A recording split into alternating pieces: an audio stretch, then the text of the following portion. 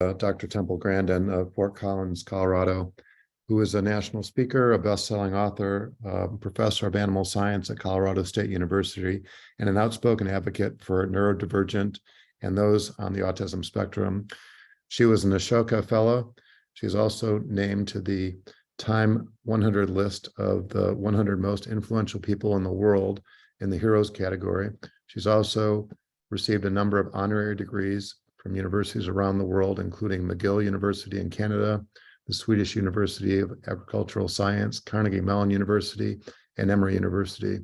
Dr. Temple Grandin was also featured in episode number 236 of the Special Fathers Network Dad to Dad podcast, and it's our pleasure to host you today to share some of your thoughts. Temple, the Zoom stage is yours. It's really great to be here. I'm sorry. Well, I guess I didn't interrupt you because I wasn't unmuted, but I sometimes have problems with timing when to break into a conversation. When I was 2.5 years old, I had really severe autism symptoms, and I had no speech till age 4. I was very lucky that my mother got me into a really good early intervention program that 2 teachers did out of the basement of their house. And the person really responsible for my doing well as a young child was my mother. She taught me to read when I was 8 years old. I did not know how to read, and she taught me how to read out loud with a book. I know this is a dad's group, but in my situation, mother was the one that did the things for me. My father kind of was separated from it. I think we'll leave it at that. But I can't emphasize how important early intervention was. And I learned speech, but they also taught me turn taking, how to wait and take turns at games. That's really, really important. That teaches you to inhibit a response. There was also a lot of emphasis on learning basic skills, like putting on clothes, using utensils, washing my hair. And another thing mother did is she developed my strengths. She could see that I was very good at art, and I would draw the same horse head over and over and over again. And she recommended, let's draw the stable. She took that horse head drawing interest and broadened it. It was very, very obvious that I was a visual thinker. And I think it's really important to get these kids out and get them exposed to a lot of things. Because in my case, I ended up working in the cattle industry, but I was not exposed to the cattle industry until I was a teenager. Too many kids today playing too many video games, and they're not getting out and getting exposed to enough things. Now, one thing I'm very interested in is different ways that autistic people think. I'm an object visualizer. I think completely in pictures, but I can't do algebra. I would have problems graduating from high school in some states. And that's the reason why I wrote this book, Visual Thinking, Hidden Gifts of People Who Think in Pictures, Patterns, and Abstractions. And a lot of people are mixtures of different ways of thinking, but an autistic person might be an extreme object visualizer. And I was good at art, mechanical things, working with animals, and photography. Now, another kind of autistic thinker is the mathematics thinker. They think in patterns. But I'm seeing a lot of little math kids that aren't getting exposed to enough math. You know, they need to be moved ahead. And then you have the word thinker that memorizes everything about Disney movies or some other thing that they are interested in. Now, it got brought up about learning money. The way I learned money was I had to relate it to what you could buy with different amounts of money. I got a little allowance when I was a child, and so it's equal to about $5 a day. 50 cents could get me 5 Superman comics. But if I wanted a 69-cent airplane, I had to save for 2 weeks. One of the ways to teach money is the amount of work is required to buy things. You know, let's say to buy a dinner out would be this amount of work. I had a good elementary school life, but I was horribly teased in high school. High school was the worst part of my life. I got kicked out of a regular school, and I was called names, and I threw a book at another student, and I ended up going to a special school, and they put me to work cleaning horse stalls. They put me to work. I learned how to work. One of the big problems I'm seeing today is not making the transition from the world of education to the world of school. When I was 13, mother found a seamstress in the neighborhood who she hired me to take apart dresses and sew hems for her. It was just something found in the neighborhood. And these kids need to be learning work skills before they graduate from high school. You could start with maybe a volunteer job, but it's important that somebody outside the family be working with a child. I was just reading today's Wall Street Journal about problems with a speech delay in just regular children, because during COVID, they were not getting enough interaction with other children outside the family. Let's talk about a few things at work. I've been doing a lot of these talks, and one of the things I cannot do is rapid multitasking, like a McDonald's takeout window. Also, I do not remember long strings of verbal instruction. If I have to close out the cash register at Walmart, I'm going to need a pilot's checklist with the steps. Another thing I still have problems with today is I can't follow high-speed chit-chat conversations. They simply go too fast. It's just something I can't do. Now, getting into the work world, actually being a woman was a much bigger barrier than autism was. I had a lot of problems that was shown in the HBO movie, Temple Grandin. And most of my trouble was foremans, not the owners of the feed yards, but the foremans, middle management. But the way that I started selling jobs freelance is I'd show people my work. When you're weird, the way you get jobs is to show off your work. That's what I did. And I had to work very, very hard. It was not easy. And several weeks ago, somebody wrote to me. They were writing a book, and they said, what would you tell your younger self? Well, I would tell my younger self in high school, when I was getting bullied and teased, they would get a whole lot better out after high school. I also want to thank all my good teachers. And my mother, my speech teacher, my third grade teacher. I had a wonderful high school science teacher, Mr. Carlock. He was very important in my life and shown very nicely in the movie. And there were some good people in the cattle industry to help me. There was Jim Uhl, a contractor who was starting a tiny steel and concrete business. And he was a former Marine Corps captain, and he seeked me out to design facilities. So there were some good men that helped me. Jim helped me start my business. I had no idea how to start a business. And he referred me to his lawyer to set up my corporation. That was extremely helpful. And a lot of the managers of the feed yards, even though the foremans were terrible, they were also helpful. There were definitely some men that definitely helped get my career started, and I thanked them. And I thank these people that mentored me. I think the thing to do right now, the rest of my time, is to, let's just open it up for questions. And if nobody has a question, I'm going to pick somebody. So somebody better have a question. Well, let me start by saying thank you for those comments and the quick flyby. What an inspiration it is to spend some time with you, Temple.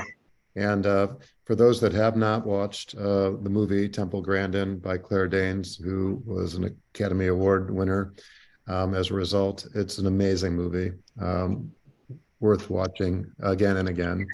And then your books. And you made reference to one, Thinking in Pictures. What's the most recent book that you've been? My most recent book is Visual Thinking, right here. Visual Thinking, the hidden gifts of people who think in pictures, patterns, and abstractions. Now, when I was out working heavy construction out in the big meatpacking plants, I worked with people that were undiagnosed autistic that owned big metal fabrication shops. They also were people that could not do algebra. I think one of the worst things the schools have done is taking out a lot of hands-on classes, because these people are retiring out, they're not getting replaced. I've been out to the Silicon Valley companies, half those programmers are on the spectrum. And I'm worried that we're not developing our math kids either. You know, don't make little math 8-year-olds do boring work, because they're just going to become a behavior problem. They need the old algebra book that I would use for doorstop. And for that math kid, it might be a door to opportunity. I want old-fashioned math books, not this weird verbal kind of math. Math books with numbers. Okay. So does anybody have a question, or should Temple pick on somebody? Well, I'm going to pick on somebody. Okay. Yeah, I have a question.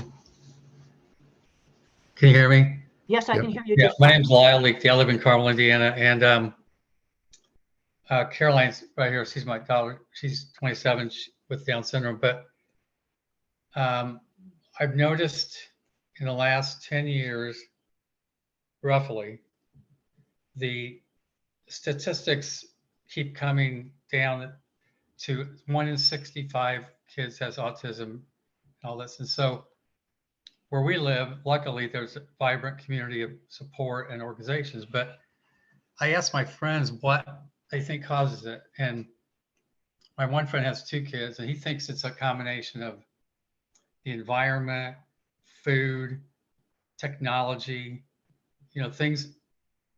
But he also thinks it wasn't diagnosed in the past. And I asked my mom, who's 95, if she ever thought about it, and she doesn't really think about it. But we own farms, and when they built a house, my parents built a house next to the farm a few years ago, or 20 years ago, and a huge garden. Well, we had to change our pesticides because her garden was dying, So, and I don't expect an answer. My neighbor's a neurologist. She and I don't agree on things because she was trained to just think this way as a physician. But there's got to be something. It's not like an extra chromosome that Caroline has. No. And it doesn't really matter to me. I'm just curious, what do you think is the quote unquote cause of autism? And because a lot of her friends have autism and we all hang out, we all communicate differently, but I'm just curious. Well, I'll make a comment. I think a lot of it is increased detection because I worked with so many skilled people like these metal shop people that were definitely autistic. And I have been out to the big tech companies, cubicles full of silent programmers. And a lot of those are undiagnosed autism. Yeah. Some of it's increased detection. Now, I don't think COVID helped matters any. You might want to look at this brand new article in the Wall Street Journal on COVID's effect on speech delay. Yeah. But the other thing is they've changed the diagnostic criteria over the years. Nobody has changed the diagnostic criteria for tuberculosis. You've either got it or you do not have it. Now, a long time ago, you had to have speech delay plus the autistic behavior. Then in the early 90s, they put the Asperger diagnosis in, which is socially awkward with no obvious speech delay. 2013, the American Psychiatric Association merged it all together. So now you can have kids with no speech delay, and when they're in 4th grade and they have no friends, they get an autism diagnosis. I think another thing that's driven some of this is you have to have a diagnosis to get any kind of service. Mm-hmm. That's another thing that's driving it. I mean, autistic traits are genetic, and it's a true continuum. When the slightly nerdy and geeky become autism, there's no black and white dividing line. It is a true continuous trait. Okay, thank you. Anybody else?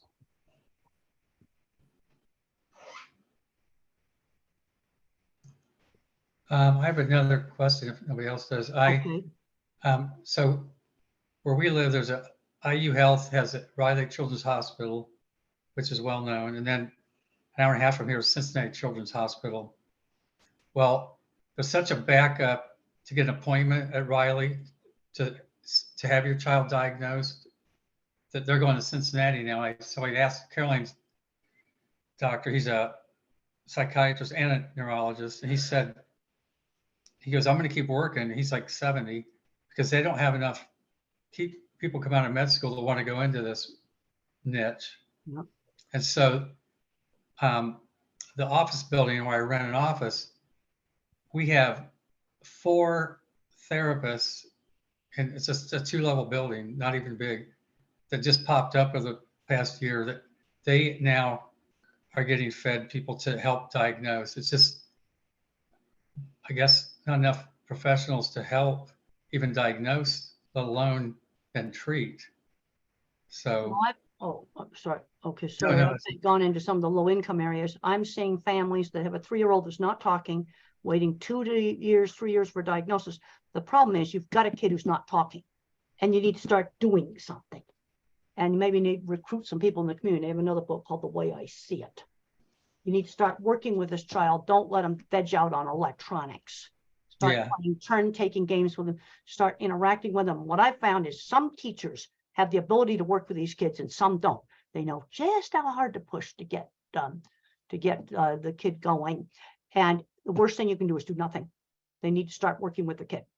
Okay, Jason, you had a question? Saw your hand up. Oh, yes. So I own a small family business. We design product for kids on the spectrum and sensory needs. One of my long-term mission, or I guess my calling, is because my son have autism and ADHD, and he was the reason why I started a business back in 2017. However, when we were living in Asia back then in 2013, we couldn't find the help and the support in Japan when we were living in Tokyo.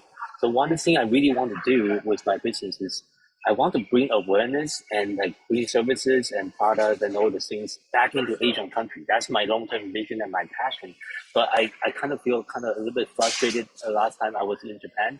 I feel like since my son's original diagnosis, which was 2013, 10 years later, not much has changed since we've left that environment, but I want to do my own little part to do that. But I know you speak around the world and you interact with all the different countries and people from different countries. Just want to hear your perspective on like what can I do to maybe bring a little bit more awareness and really trying to help the people where I'm from. I'm from Taiwan, my wife's from Japan, but both Taiwan and Japan have a similar issue with it's just such a taboo when it comes to disability. People don't want to talk about it. People pretend it's nothing wrong with the kid, etc.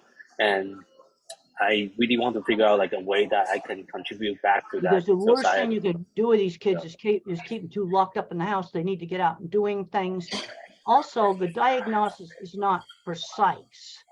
You know, it's basically a behavioral profile.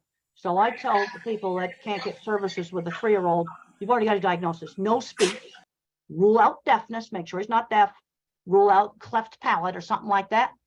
And get this book right here. You are welcome to translate this into any language you want, the way I see it.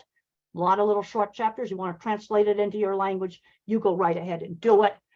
And get some grandmothers. They know how to work with kids because the early intervention is really, really important.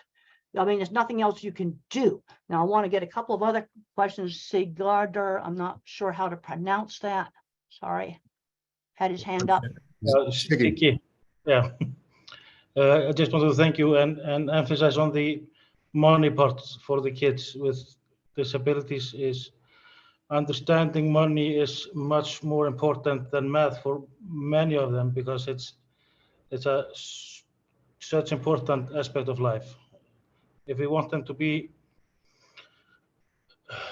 independent, living alone, they have to understand the value of money, what they will get, what they have to work for it. It's just phenomenal things to say. Well, I understand that, but what helped me understand money is relating it back to real things. I told you about my allowance and the things I could buy with 50 cents, which is about $5 today. But one of my favorite toys was a table hockey set. You're obviously not going to buy that with 50 cents. And one day I saw it in the toy store window and it cost $21. I calculated that would be a whole year's worth of allowance to get a hockey table, which today would be $250. But relating money back to real things, like I sometimes think about when I pump gas, how many hours would I have to work in a factory job to fill up this car? Half a shift. You see, that's making the money real. Yeah. Different amounts of money buy different things. $5 might buy a small meal at McDonald's. $10 you might get something a little nicer, a meal. But relating it to real things, big amounts of money, like $1 billion. I have a unit, Denver Airport units. The airport's worth $5 billion. And so I visualized the airport. So if somebody spent $2.5 billion on something stupid, I'm going, you spent half an airport's worth of money on that dumb thing. That's how I understand big amounts of money. How much you'd have to work to earn to pay a car payment. You know, if you're buying a car on time, it's taking specific amounts of money and putting it back to real things. That's how I understood money. And I suggested to parents, like if the parent has a job, one was a teacher, and I said, just to buy the groceries. How many hours would mom have to, or dad have to work at a job to buy the groceries each week? You see, that makes money real. Yeah, Thanks thank for you for that sharing, point. Temple. Yeah. Jeff Seitzer, did you have a question? I just wanted to say, I am just so excited to hear you talk about vocational education. I don't have an autistic child, but I was hyperactive as a kid, and school was really difficult for me. And I've watched all these boys in school, how they struggle early on. And I always thought that might be better for them to work on a ranch for a while, right? I When would they're agree with young. that. Because, I you know, agree with vocational education is not an alternative to traditional education, but you're exactly right. It really helps them anchor themselves in the world, and it becomes real to them, you know, besides expending energy, which they need to do rather than sitting on their bed. So kudos Well, to some you. of these people that I worked with, they were failing out of school. They took one person who was dyslexic, ADHD, autistic, took a welding class, started building some things and selling it. He has a huge metal fabrication shop now, 20 patents. He's selling his stuff all around the world. I have to keep vague about what the stuff is because he's not formally disclosed. He's in his 60s now, and a single welding class. I know another guy that took a single welding class. He built a small project for our university 30 years ago. He has a corporate jet now, and he builds beef plants. One welding class started it. The other thing I'm concerned about is there's a lot of things we don't make in the US, like the state-of-the-art electronic chip making machine. It comes from Holland, even though it's based on our physics. Skilled trades in Holland are building that machine. You see, there's the mathematical part of engineering and then the visual part of it. Yeah. Who's going to fix elevators? Check out the gray hair on people fixing elevators. I've checked out the gray hair on airplane mechanics too. I think it's a real worry. And that's what it's talked about in detail in this book. And I do a lot of talks to businesses. And I tell business leaders, you need the skills of these people that think differently. Okay, John, you had a question? What inspired you, Tempo, to pursue a career in both animal science and autism advocacy? And how do you see the intersection of these two fields influencing your work? Well, the animal science came first, and the cattle and the horses that started in high school. That gets back to exposure. I went out to my aunt's ranch in Arizona. I got the cattle interest. And I was originally a psychology major because I had to dodge all the math classes. So that's why I majored in psychology. And then there was a professor called Philip Stiles, who was a teacher at Arizona State University, got me switched from psychology over to animal science. So the animal science came first. I was 10 years into my field of animal science and had designed the major projects that were shown in the movie. That was in the 70s. Before I started doing autism advocacy. That's something that just happened gradually. And when the movie came out, then, you know, the speaking engagements just took off. I've taken my speaking engagement money and my book money, and I've put over 20 students through graduate school. Paid for their tuition. They can get a PhD or a master's debt-free. Now, they might have debt coming in, but the PhD or the master's isn't going to cost them anything. That's what I've done with the book, my book money and the money I make on the speaking engagements. But the thing is, I tell a lot of advocates they'd be a better advocate. They've done something. Like I thought it was wonderful about the TV show where people on the spectrum were the actors, but they also were in the movie crew, because that's those are things that turn into jobs. And the other thing I find is, well, for me, there's a lot of stuff about identity these days. Career is basically my identity. University professor, animal behavior specialist. Also, having an interesting career has also been a source of friends and made my life really interesting. I'm glad I've got a good career, and I want to help the other young people now get into a career they're going to really like. And I hope those people that were in that TV show get careers in the field. And there's a lot of jobs out there for just all the crew work too. I thought that was great. They had them on the crew. I have seen people, I do a lot of interviews at TV stations. I've seen camera people and radio station engineers that were older. I'm positive they were on the spectrum. Thank Okay, you. Michael Bordeaux? Michael? question. My daughter was 15 and a half when she became diagnosed with autism, and she also now has some mental illness that goes along with that. And we do see a lot of comorbid mental illness with autism now. I'm wondering if she was diagnosed earlier, or if the girls are diagnosed earlier, if some of that mental illness is due to what we call masking and trying to fit in with the so-called normal people. That is possible, it could be, but the other thing, when I went into puberty, she's 15, I had horrible panic attacks, just horrible. And it was biology. And as I went through my 20s, the panic attacks worsened and worsened and worsened. And in my early 30s, I went on antidepressant medication. I talk about that in detail in my old book that's 26 years old, Thinking in Pictures. Mistake made with antidepressants is too high a dose. Throw the label away.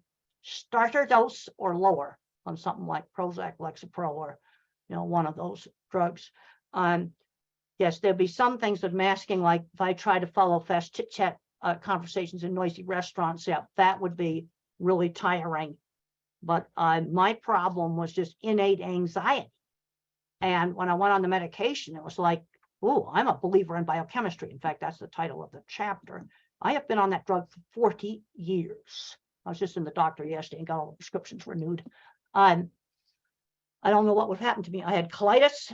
My health was completely falling apart. I'll be 76 this summer. I don't know if I'd be alive today if I hadn't found that medication. My health would have been so messed up. But that's something that really helped me. The other thing, when I was 15, I was getting bullied in school. That was absolutely awful. And the only places I was not bullied, friends through shared interests. Does your daughter have any shared interests? Mine were horses, model rockets, and electronics. These were things where I had friends. For another student, it might be church choir or the high school band. But having friends who shared interests, I don't know if they would have gotten through high school without that. Does she have anything that like any kind of a hobby or anything like that she can do with other people that she really likes? I think she got lucky because she had some friends who were really loud and boisterous and kind of pulled her along. Well, that's good. That's good. And but my science teacher was also the coach for the Model Rocket Club, and that was really good. And when I was in when we were doing Model Rocket Club, we were launching rockets with car batteries. I wasn't getting bullied, and we were out riding horses. I wasn't getting bullied, and I'd work with my roommate, work for hours and hours getting our horses ready for English equitation class, which is a teenage horse show class. These things were extremely important to me. But that now the special school was expensive. I was lucky to come from a well-off family. A lot of things done with me were not expensive things. Like when the parents had a party, I had to put my good clothes on and be a little party hostess. Any family can do that. That taught social skills. Selling candy for charity in elementary school. Learning how to talk to people. I'm seeing too many kids today, they don't know how to go in a store and go shopping. I was doing that at age 8 and buying my little comic books and airplanes. Those, now it's gonna be $5 at the dollar store.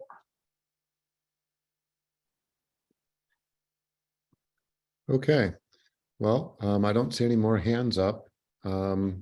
Temple, I just want to say thank you so much for being with us. Your words of inspiration and insights are invaluable, and I'm hoping that you'll continue to be productive, not only in your speaking, but with your writing, and that we'll be able to continue to rely on you for insights as the months and years go by. Okay, that's just great. Thank you so much for having me, and I've got to get in a car and get driving down to Colorado Springs. Okay. Great to talk to you.